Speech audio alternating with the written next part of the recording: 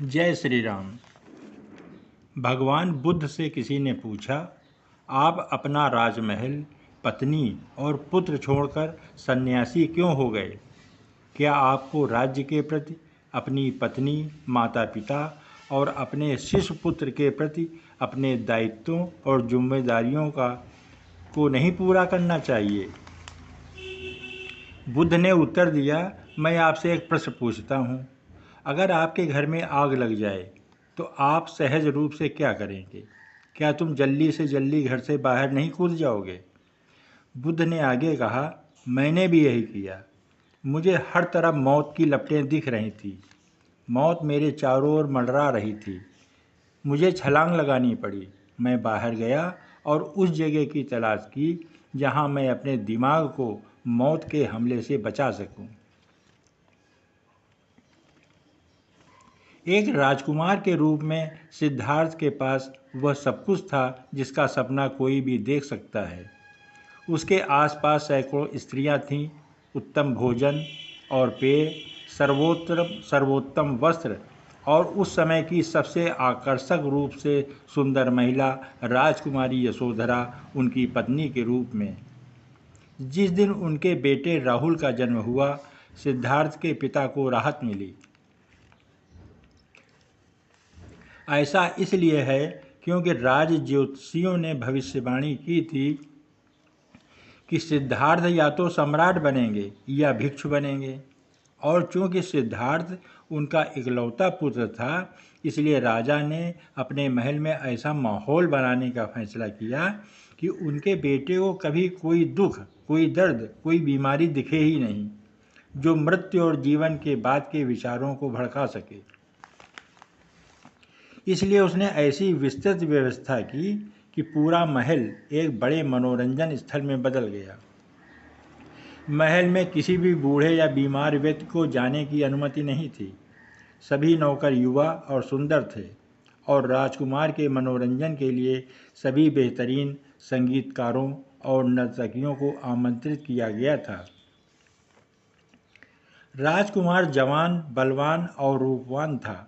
वह सबसे अच्छा तीरंदाज, महान खिलाड़ी था, और वह सुंदर गाता और नाचता भी था।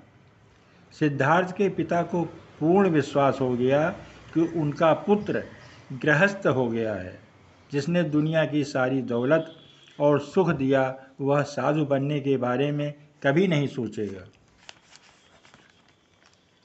थोड़ी राहत महसूस करते हुए पिता ने नियमों को थोड़ा ढीला कर दिया, और एक दिन राजकुमार ने उससे कहा कि मैंने अपना शहर कभी नहीं देखा, कृपया मुझे बाहर जाने की अनुमति दें।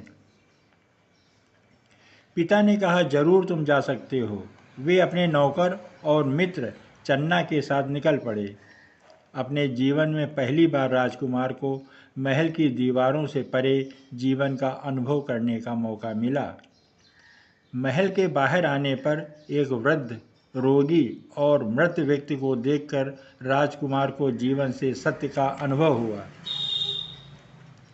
महल से बाहर ही अपने जीवन में पहली बार राजकुमार ने एक साधु, एक संत को एक पेड़ के नीचे ध्यान करते हुए देखा। उसका चेहरा शांत और मौन था। राजकुमार ने चन्ना से पूछा, यह क्या कर रहा है? कौन है यह? चन्ना ने कहा, वह साधु है जो साधना कर रहा है। राजकुमार ने कहा, क्या वह मृत्यु, बीमारी और बुढ़ापे से नहीं डरता? चन्ना ने कहा, नहीं राजकुमार, इस आदमी को सच्चाई मिल गई है और इसलिए अब यह निडर है। वह जानता है कि सत्य क्या है, इसलिए उसके पास कोई महल, पत्नी या बच्चा नहीं है, लेकिन उसके पास जो है वह मन की शांति है।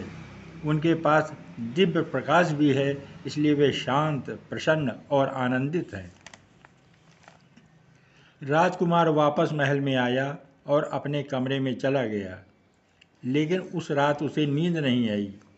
वह अपने दिमाग में उन सभी दुखद दृश्यों को दोहराता रहा जो उसने देखे थे। वह उस पर विचार कर रहा था और फिर उसने निर्णय लिया, मुझे इन सभी सवालों के जवाब चाहिए। बुढ़ापा क्यों आता है? मृत्यु क्यों आती है, हम मृत्यु के बाद कहाँ जाते हैं, जब हम जन्म लेते हैं तो हमारे साथ क्या होता है, हम कहाँ से आते हैं, सच क्या है, क्या सच नहीं है, यह दुनिया क्यों मौजूद है और इसके अस्तित्व के पीछे क्या कारण है। उस रात सिद्धार्थ ने अपना महल छोड़ दिया। उसने अपनी पत्नी और बेटे को छोड़ दिया।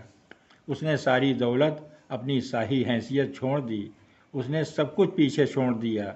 उसने अपने आप से कहा, यदि मृत्यु मुझसे सब कुछ छीनने जा रही है तो बेहतर होगा कि मैं इसे अभी छोड़ दूं। मुझे उसकी तलाश करनी है जो हमेशा मेरे साथ रहेगा। और इस वैराग्य के साथ सिद्धार्थ बुद्ध बनने के लिए ध्यान और आध्यात्मिक अभ्यास की आंतरिक यात्रा पर निकल पड़े। मित्रों, ये राजकुमार सिद्धार्थ की कहानी है कि किस प्रकार राजकुमार सिद्धार्थ किन चीज़ों से प्रभावित होकर गौतम बुद्ध बने। जय श्री राम, जय श्री राम।